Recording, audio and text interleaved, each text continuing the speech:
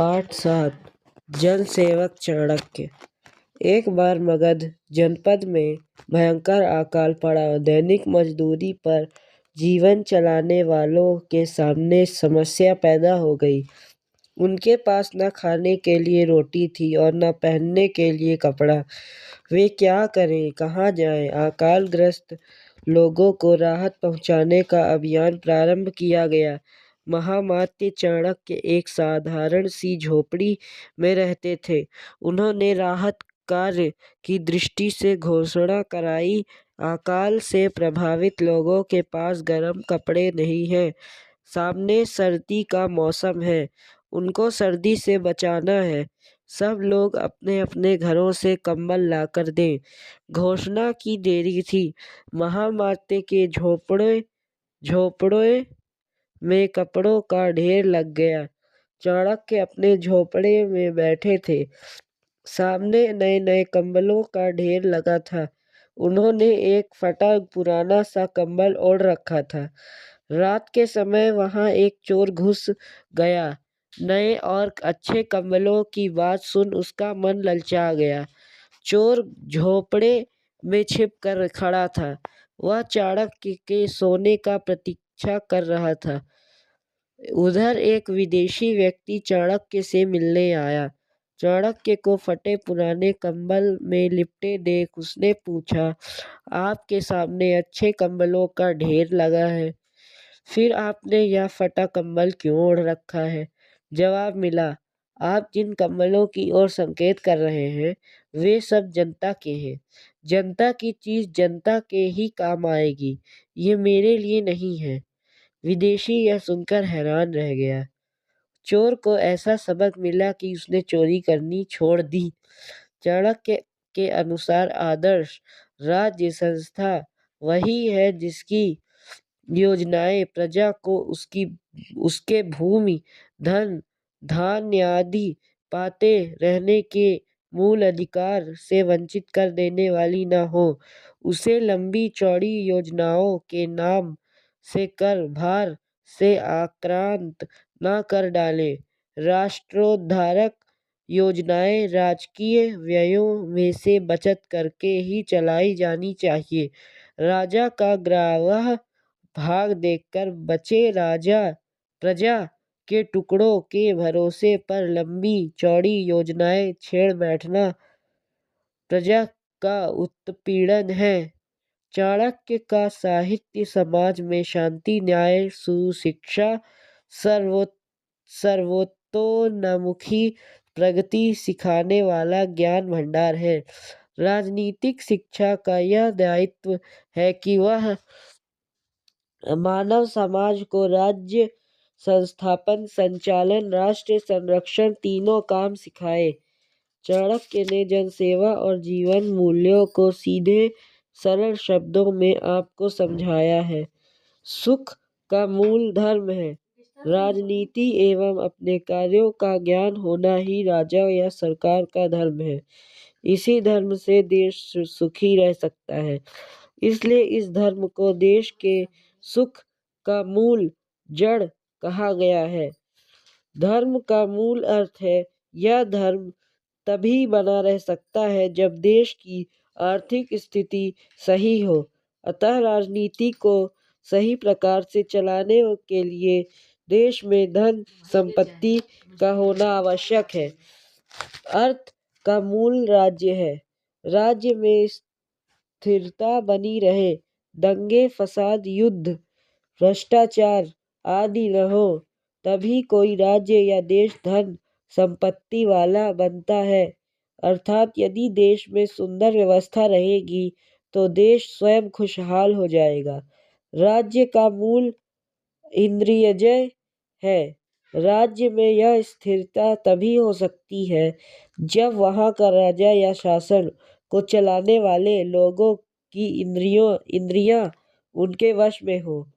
ये लोग अच्छे चाल चलन वाले होंगे तो देश में स्थिरता अपने आप आ जाएगी। इंद्रियजय का मूल विनय है।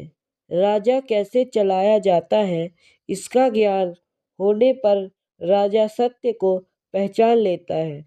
सत्य को जान लेने पर उसका स्वभाव विनम्र उदार हो जाता है। उसमें किसी प्रकार की बुराई नहीं रहती। वह सबसे अच्छा व्यवहार करता है। इसी को विनय कहा जाता है। विनयशील होने पर ही राजा अपनी इंद्रियों को वश में कर सकता है।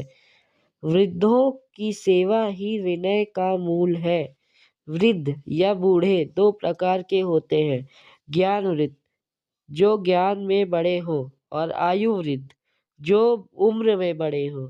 यहाँ वृद्ध का अर्थ ज्ञान वृद्ध अर्थात ज्ञानी पुरुष है।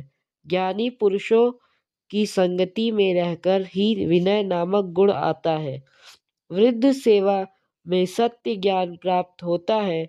ज्ञानी पुरुषों का सत्संगति करने से ही मनुष्य को कर्तव्य का ज्ञान होता है, अर्थात क्या करना चाहिए और क्या नहीं करना चाहिए यह ज्ञान होता है। इसी को सच्चा ज्ञान कहा जाता है। विज्ञान या सत्य ज्ञान से राजा अपने को योग्य बनाए। राजा ज्ञानी पुरुषों की संगति में रहकर प्राप्त किए ज्ञान से अपने को योग्य बनाए, तभी वह राज्य के शासन को चला पाएगा। राजा का यही कर्तव्य है। अपने कर्तव्यों को जानने वाला राजा ही जीत आत्मा होता है। इस प्रकार जो राजा अपने कर्तव्यों को अच्छी तरह से जान जाता है, वही अपनी इंद्रियों को वश में रख सकता है। जीत आत्मा सभी संपत्तियां प्राप्त करता है। जो राजा अपनी इंद्रियों को वश में रखता है, उसकी सारी इच्छाएं पूरी हो जाती हैं। उसे सारी धन संपत्तियां प्राप्त होती हैं। राजा के संपन्न होने पर प्रजा भी संपन्न हो जाती है। राजा या सरकार की व्यवस्था सुंदर होने से राजा या देश की संपन्नता प्राप्त होती है। देश के संपन्न होने पर देश की जनता अपने आप संपन्न हो जाती है। प्रजा के संपन्न होने पर नेताहीन राज्य भी चलता है। यदि कभी एकाएक राजा की मृत्यु हो जाए या बीमार पड़ जाए और कोई भी शासन चलाने वाला न रहे, तो जनता के संपन्न होने पर ऐसे राज्य को कोई खतरा नहीं रहता। जनता कोई व्यवस्था कर लेती है और राज्य के कार्य चलते रहते हैं। ऐसी हालत में यदि जनता दुखी होती है, तो वह राज्य समाप्त हो जाता है। प्रजा का कोप सभी कोपों से भयंकर होता है। देश की जनता ही उसकी सबसे बड़ी शक्ति है। अतः सरकार को चाहिए और कि वह जनता को सदा सुखी रखे। यदि सरकार उसे दुखी रखेगी, तो वह या जनता सरकार के खिलाफ बगावत कर देगी। तब सरकार को कोई भी नहीं बचा सकेगा। इसलिए कहा गया है कि जनता का गुस्सा सबसे भयंकर होता है। अविनीत राजा के होने से राजा न होना अच्छा है। निकम्मे व्यक्ति के राजा बन जाने पर जनता दुखी हो जाती है। अतः ऐसे राजा के होने पर भी योग्य जनता राज्य को चला लेती है। एक ही पहिया रथ को नहीं चला पाता। जैसे एक ही पहिया से रथ नहीं चल पाता, उसी प्रकार राजा अकेला ही राज्य का शासन नहीं चला सकता। इसके लिए मंत्रियों की भी आवश्यकता होती है।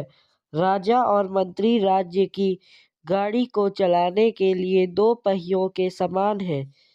राजा श्रुतवान तथा उपधाशुद्ध को ही मंत्री बनाए, जिसे तर्कशास्त्र, दंड नीति तथा वर्ता का ज्ञान हो, अर्थात जो राजनीति का पूरा जानकार हो, उस व्यक्ति को पहले छिपे तौर पर अनेक प्रकार से लालच देकर परीक्षा लेनी चाहिए।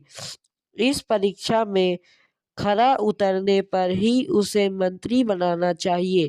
कहने का अर्थ यह है कि मंत्री बनाया जाने वाला व्यक्ति राजनीति का अच्छा ज्ञाता हो ही साथ ही उसका चरित्र भी उत्तम हो। जैसे रात्रि में मनुष्य अंधे के सामने समान बन जाता है, तब दीपक ही उसे रास्ता दिखाता है। ऐसे ही राजा के सामने भी कभी कोई ऐसी समस्या आ जाती है कि उसे कुछ भी नहीं सूझता कि क्या करना चाहिए, तब मंत्रणा ही राह दिखाती है। मंत्र रूपी चक्षुओं से राजा शत्रु की दुर्बलताओं को देखता है। मंत्रणा राजा के लिए आंखों के समान है, इसलिए वह मंत्रणा से शत्रु की कमजोरियों का पता लगाए और लाभ उठाए। धन्यवाद।